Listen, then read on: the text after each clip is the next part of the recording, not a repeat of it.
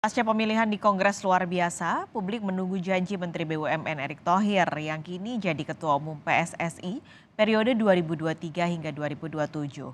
Sebelumnya, saat mendaftar sebagai calon Ketua Umum PSSI, Erick Thohir memiliki 5 janji manis untuk prestasi sepak bola Indonesia yang akan ia tuntaskan di masa kepemimpinannya. Yang pertama, Erick Thohir berjanji meneruskan Liga 2 dan 3 sebagai lajang atau sebagai ajang prestasi sepak bola Indonesia.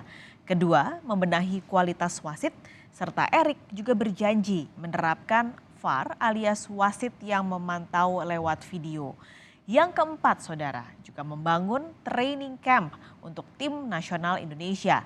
Dan selanjutnya, mengejar ketertinggalan Indonesia dalam prestasi sepak bola dunia. Dan yang terakhir, agenda terdekatnya adalah prestasi Indonesia di Piala Dunia U20 dan juga Piala Asia. Erick Thohir kini memimpin PSSI. Ada juga drama dalam Kongres luar biasa. Apa yang sebenarnya terjadi dan apa yang bisa diharapkan dari kepemimpinan Erick Thohir? Siang ini Kompas Siang akan berbincang bersama pengamat sepak bola Muhammad Kusnaini. Bungkus, halo, selamat siang. Halo, selamat siang Pak Skalis. Oke, ini sudah terpilih Erick Thohir yang juga adalah Menteri BUMN. Sebenarnya seberapa besar dampaknya terpilihnya Erick Thohir ini untuk membenahi PSSI? Ya, kita harus menyadari bahwa persoalan sepak bola Indonesia ini sangat berat ya. Bahkan bisa dibilang saat ini kita berada di salah satu titik terendah dalam persepak bolaan Indonesia sesudah terjadinya tragedi Kanjuruhan. Karena itu memang butuh kepemimpinan yang kuat, bahkan saya menyebutnya harus sangat kuat untuk bisa segera mengembalikan persepak bolaan Indonesia ke jalur yang benar gitu ya. Tidak mengherankan kalau dalam pemilihan dalam KLB kali ini yang terjun itu adalah nama-nama besar. Bahkan kita bisa menyebutnya gajah-gajah semua ini. Ada Menpora, ada Menteri BUMN, bahkan ada Ketua DPD. Itu menggambarkan betapa daruratnya sepak bola Indonesia saat ini sehingga butuh tangan-tangan yang kuat, tangan-tangan yang perkasa untuk bisa mengembalikan sepak bola Indonesia.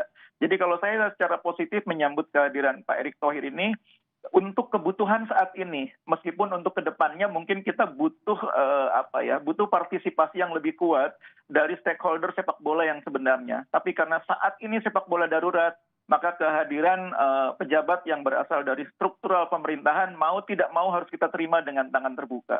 Hmm. Satu ada di titik terendah, Bungkus Noni tadi cerita. Iya, Ada di titik terendah, belum kita sebenarnya bisa dibilang miskin gelar ya, Bungkus. Tidak iya, ada gelar-gelar yang cukup membahagiakan begitu untuk pencinta sepak bola di dalam negeri. Event iya, terdekat di bulan Maret kalau saya tidak salah ada U20, lalu ada Piala Asia betul. di bulan Juni. Apakah dua event terbesar itu bisa jadi ajang pembuktian kalau kepemimpinan Erick Thohir ini dalam sampai 2027 nanti benar-benar bisa sukses untuk industri sepak bola? Sepak bola itu bukan sesuatu yang instan ya, Hmm. butuh proses. Karena itu kalau mengukur kepengurusan Pak Erick hanya dari 2 event dalam jangka waktu yang sangat singkat, kita juga gegabah namanya. Karena itu saya pikir yang akan dihadapi Pak Erick bukanlah event yang jangka waktunya hanya 1, 2, 3 bulan, tapi kita harus memberi ruang bagi Pak Erick dan struktur kepengurusan PSSI yang baru sampai akhir masa jabatan mereka. Saya secara pribadi bahkan menganggap 4 tahun pun mungkin tidak akan cukup bagi Pak Erick untuk menuntaskan persoalan sepak bola Indonesia. Karena yang disebutkan oleh Pak Erick 5 program prioritas itu hanya sebagian kecil dari permasalahan besar sepak bola kita. Jadi kalau kita mau transformasi sepak bola Indonesia secara menyeluruh, 5 yang disebutkan Pak Erick hanya sebagian kecil. Misalnya dia ingin meningkatkan kualitas wasit. Wasit itu hanya bagian kecil dari persoalan SDM keseluruhan. Kita punya masalah dengan pelatih. Pelatih yang menjadi penanggung jawab klub Liga 1 kita, sekarang ini hanya 2, 3 orang pelatih lokal. Selebihnya pelatih asing. Itu persoalan SDM juga. Lalu kita bicara tentang kompetisi profesional. Kompetisinya profesional, pelaku-pelakunya sudah profesional belum? Salah satu ciri profesionalisme adalah sertifikasi. Jadi orang yang mengelola pertandingan, mengelola kompetisi semua harus tersertifikasi. Wasit kan sudah disertifikasi, pelatih disertifikasi. Nah, penyelenggara pertandingan juga harus disertifikasi. Sekarang faktanya yang namanya LGC atau Local General Coordination, itu koordinator, itu bukan orang-orang yang sepenuhnya tersertifikasi. Harus dilakukan segera sertifikasi. Security officer harus disertifikasi. Media officer harus disertifikasi. Itu persoalan-persoalan SDM semua. Belum persoalan infrastruktur. Ini salah satu persoalan besar. Pak Erik bicara tentang training camp bagi tim nasional. Tapi masalah besar adalah ketersediaan lapangan latihan tidak hanya untuk timnas, tapi untuk anak-anak muda yang akan menjadi cikal bakal generasi penerus sepak bola nasional.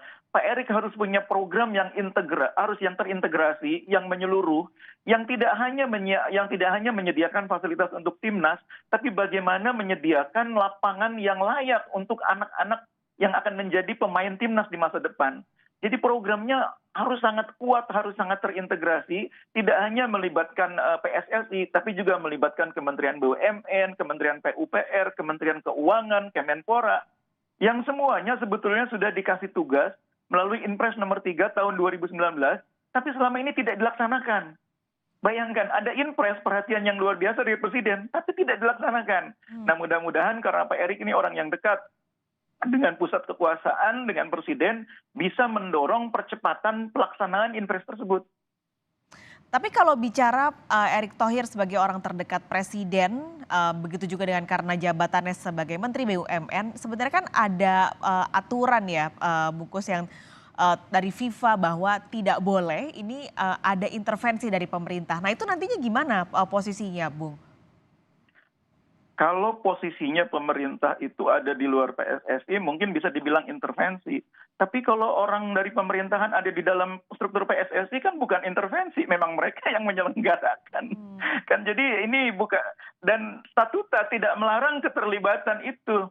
Tidak melarang statuta itu bupati, gubernur, menteri, atau katakanlah pangdam, atau katakanlah pejabat kepolisian, kan tidak ada larangan dalam statuta, kan itu persoalannya. Lah kalau tidak dilarang kan nanti tidak ada yang dilanggar. Nah kalau sudah ada di dalam, kan artinya bukan intervensi. Intervensi itu kan kalau dari luar mengatur, ini kan memang ada di dalam. Kalau saya melihatnya begini, sekarang ini siapa sih yang lebih butuh? Pemerintah butuh PSSI atau PSSI butuh pemerintah? Saya harus jujur mengatakan PSSI yang lebih butuh negara, lebih butuh pemerintah. PSSI nggak punya lapangan latihan, PSSI nggak punya stadion. Kalau mau menyelenggarakan kompetisi, pakai fasilitas punya negara. Nah sekarang untuk perizinan aja PSSI minta bantuan Kemenpora untuk mengurus perizinan supaya liga bisa digelar. Siapa yang sesungguhnya lebih butuh saat ini, PSSI atau pemerintah? PSSI yang lebih butuh. Jadi untuk saat ini tidak produktif kalau kita mendikotomikan mana yang lebih butuh, PSSI lebih butuh atau pemerintah lebih butuh. Dua-duanya saling membutuhkan, tapi saat ini PSSI lebih butuh uluran tangan dari pemerintah. Oke, ini juga kalau kita bicara adanya pemerintah di dalam posisi badan PSSI, ada satu lagi nama menteri sebenarnya di dalamnya, yaitu Menteri Menpora yang duduk sebagai waketum. Kemarin juga sempat ada drama gitu ya Mas, Iya. soal waketum ini, posisinya sampai diulang sampai 3 kali, voting yang katanya suaranya hilang lah, sampai akhirnya Ratu Tisha terpilih juga. Ini posisi waketum ini sebenarnya seberapa penting sih dalam jabatan ini? Karena biasanya kan ya akan ketuanya saja begitu yang jadi senternya. Tapi kenapa waketum ini menjadi seperti semacam rebutan begitu? Iya, jadi kalau kepemimpinan PSSI itu kan pada dasarnya kolektif kolegial. Secara organisasi memang PSSI di luar diwakili oleh yang namanya ketua umum. Wakil ketua umum adalah orang yang menggantikan ketua umum bila berhalangan. Nah, keputusan-keputusan besar PSSI itu harus diputuskan melalui yang namanya rapat komite eksekutif. Dan itu tidak hanya terdiri atas ketum dan wakil ketua umum, tapi juga oleh anggota exco yang lain. Jadi tidak berarti seseorang menjadi ketum itu kekuasaannya mutlak di PSSI. Enggak sebetulnya. Komite eksekutif itulah kekuasaan yang sebenarnya di PSSI. Hanya saja memang figur ketua umum ini sangat penting karena seperti yang saya bilang tadi, ini organisasi sedang dalam situasi yang bisa dibilang salah satu titik terendah dalam sejarah organisasi. Karena itu butuh figur yang bisa menggerakkan, bisa menjadi lokomotif. Dan itulah sebabnya dibutuhkan figur yang kuat. Makanya terpilihnya Pak Erik, mudah-mudahan bisa menjelma menjadi lokomotif yang kita butuhkan. Persoalannya kemudian, Pak Erik ini orang yang sangat sibuk. Dan mungkin kesibukannya akan lebih bertambah menuju 2024. Karena itu memang dibutuhkan wakil ketua umum yang punya waktu, punya energi, punya kemampuan menjadi pengganti ketua umum. Nah makanya terpilihnya Pak Amali dan Ratu Tisha menurut saya itu figur yang tepat, kombinasi yang tepat. Pak Amali orang yang punya kemampuan menggerakkan suprastruktur karena posisinya di pemerintahan. Tapi di PSSI juga dibutuhkan orang yang paham internal organisasi. Ratu Tisa punya Ya, kemampuan itu. Sama seperti halnya Yunus Nusi. Jadi bagi saya terpilihnya Ratu Tisa dengan mendampingi Pak Amali itu kombinasi yang tepat. oke. Dengan harapan bisa bersinergi dan membereskan PR-PR yang tadi Bung Kusno ini sudah sebutkan, terutama untuk SDM dan juga infrastruktur demi kemajuan sepak bola Indonesia. Bung Kusno ini terima kasih banyak sudah berbincang Baik, hari ini baik. di Kompas Siang. Sehat selalu. Amin, amin.